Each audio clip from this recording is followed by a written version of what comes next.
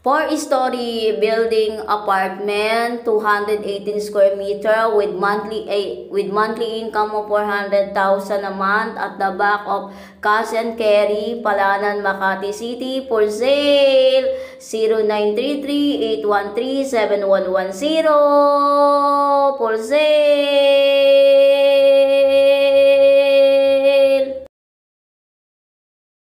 Hello, hello, hello.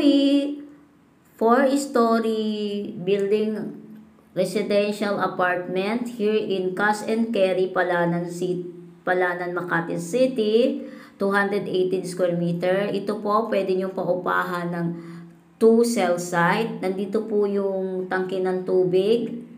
Kompleto po yan. Pwede pong pataasan to hanggang 7 story. Yan po. Diyan po ang sampayan ng mga tenants. Tapos may isang 1 unit room. Ito. Pang 28 unit po ito. By the way, each floor ay may siyam na units. Kaya time is 3 equals 27 plus 1 equals 28. Ito po yung facility niya. Ito po yung hagdanan. Tapos po, may provision na po dyan ng elevator pag gagawin yung 7 story. Yan po.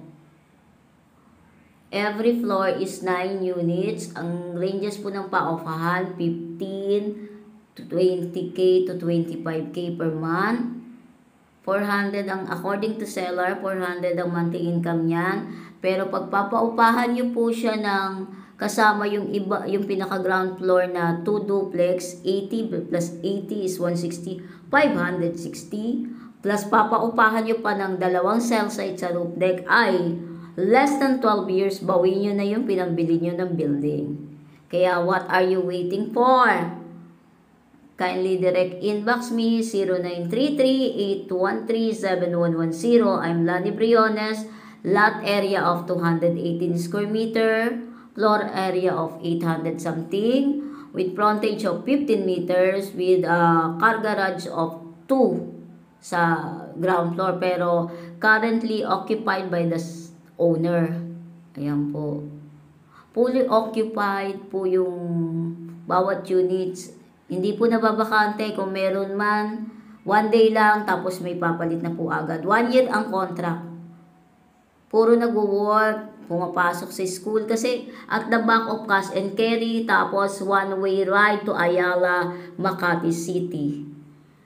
Kindly direct inbox me 0933-813-7110. Paki-Viber lang po ako, message lang po ako. Huwag muna tatawag kasi minsan hindi ko po nasasagot pag tawag. Much better po i-message po ako. Ayan. Maganda po yung yung 6 years pa lang pong naitatayo itong building na to. Matibay ang foundation, malalaki yung yung mga poste, pati yung yung linya ng Meralco, maganda. Ayan po. Kasi wala nang available kaya hindi po natin mapasok yung bawat unit kasi may mga nakatira.